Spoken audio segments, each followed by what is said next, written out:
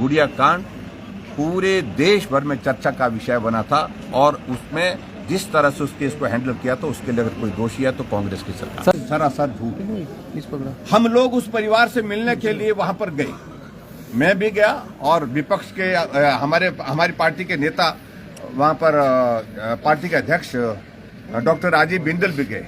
हमें रास्ते में रोक दिया गया, हमें वहां पर जाने की इजाजत नहीं दी गई। और इसी प्रकार से एक नहीं अनेक घटना हिमाचल प्रदेश में बार बार घटित हो रही है और हिमाचल मुख्यमंत्री आज तक नहीं गए।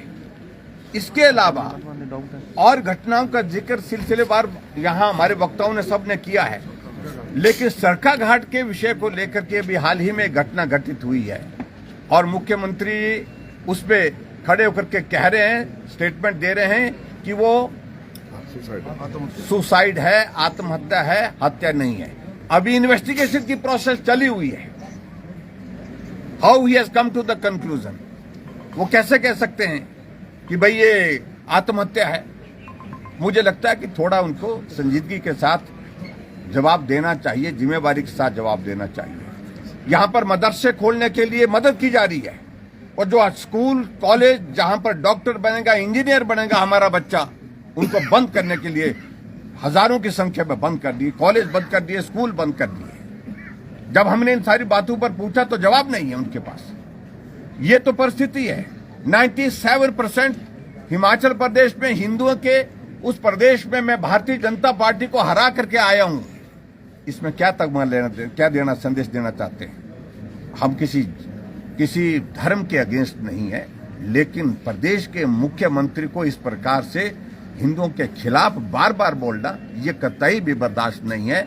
और मैं यही कहूंगा कि जिस गैर जिम्मेदारी के साथ वो हिमाचल प्रदेश में अभी इस व्यवस्था के अंतर्गत, व्यवस्था परिवर्तन के अंतर्गत अपनी सरकार की बातें कह रहे हैं और जिस तरह से कानून व्यवस्था पर अपना जवाब विधानसभा के अंदर दे रहे हैं, ये बहुत ही गैर जिम्मेदाराना है। यहाँ पर हत्याओं की घटनाओं में बढ़ोतरी हुई है, आत्महत्या की घटनाओं में बढ़ोतरी हुई है और यहाँ पर रेप के केसेस में बहुत बड़ा इंक्रीज हुआ है। और इसमें पिछले कल ही चर्चा थी नशे पर बहुत बड़ा नंबर जो है हिमाचल प्रदेश में पिछले 1 साल के कार्यकाल में बढ़ा है, जिसको इन्हें स्वीकार भी किया है। बहुत सारे केसेस जो है नशे के हिमाचल प्रदेश में बढ़ गए हैं, लेकिन उसके बावजूद भी उस तरफ ध्यान नहीं है। जितने भी मंत्री हैं आगे पायलट, सीपीएस आगे पायलट के साथ चलते हैं, डबल पायलट के साथ चलते हैं। और उसके अलावा हिमाचल प्रदेश में जो कानून व्यवस्था पर जो फोकस होकर के काम करने की आवश्यकता है देवभूमि हिमाचल प्रदेश में, उस पर ध्यान नहीं है। इसीलिए ये महत्वपूर्ण विषय आज हमने चर्चा के लिए लाया था कानून व्यवस्था पर, जिस पर बहुत गैर जिम्मेदाराना तरीके से मुख्यमंत्री जवाब दे रहे हैं और इसी कारण से हमने हिमाचल प्रदेश की विधानसभा के अंदर से आज वॉकआउट। सर, मुख्यमंत्री ने अपने बयान में कहा है कि बीजेपी के विधायक स्वतंत्र हैं, अगर उनकी इच्छा हो तो विधानसभा में कल साड़ी और चूड़ी पहनकर आ सकते हैं। इस पर हमने अपनी बात बड़े साफ कही है। आखिरकार वो क्या कहना चाहते हैं? साड़ी चूड़ी ये हमारी माताओं और बहनों का पहनावा है, श्रृंगार है, वेशभूषा है, उस पर टिप्पणी करना मैं समझता हूं कि माताओं बहनों का अपमान किया है। और उस तरह से जिस तरह से इनकी भाषा, जिसका जो संतुलन, जो बात करने का आजकल के दिनों में बिगड़ा है, ये सचमुच में दुर्भाग्यपूर्ण है और मुझे लगता है कि उनको माफी मांगनी चाहिए।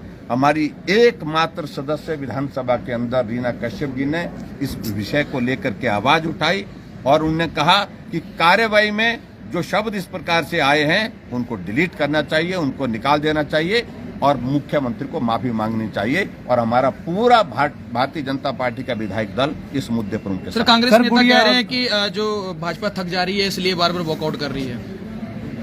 देखिए, थकने का तो मालूम पड़ेगा। अभी 3 राज्यों में उनको थोड़ा अपने नेताओं से पता कर ले कौन थका है। सर, गुड़िया कांड वाला मुद्दा भी आया, क्या कहेंगे? गुड़िया कांड वाले मैं उस पर ज्यादा बोलना नहीं चाह रहा हूँ, इसलिए नहीं बोलना चाह रहा हूँ। अगर हम बोलेंगे तो बहुत सारी बातें उसमें निकलेंगी। मैं उसकी एक एक चीज को अंदर तक जानता हूँ। आखिरकार एसआईटी कॉन्स्टिट्यूट की कांग्रेस की गवर्नमेंट में कार्रवाई हुई, क्या हुआ?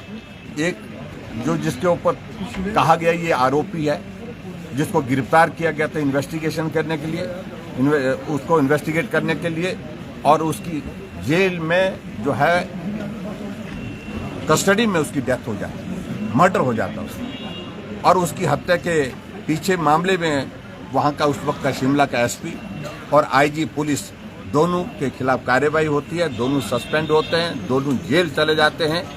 और उसके बाद जो आईजी है वो बार बार जब वहां से बेल पर आए तो उसके बाद अपने व्यवहार में कुछ परिवर्तन नहीं कर पाए, बार बार इस बात को लेकर के एक अधिकारी के ऊपर दबाव डालने लगे, जो उस वक्त की एसपी शिमला थे, उनके ऊपर दबाव डालने लगे कि आप इस सारी चीज को बदलिए। उन सारी चीजों में मैं कहना नहीं चाह रहा हूं, वो पुलिस में सारी रिकॉर्ड में है, इन्वेस्टिगेशन की प्रोसेस में सारी चीजें हैं, लेकिन मैं इतना कहता हूं कि ये सारे विषय को लेकर के क्यों मिट्टी पलीत कर रहे हैं, क्योंकि गुड़िया कांड पूरे देश भर में चर्चा का विषय बना था, और उसमें जिस तरह से उस केस को हैंडल किया तो उसके लिए अगर कोई दोषी है तो कांग्रेस की सरकार।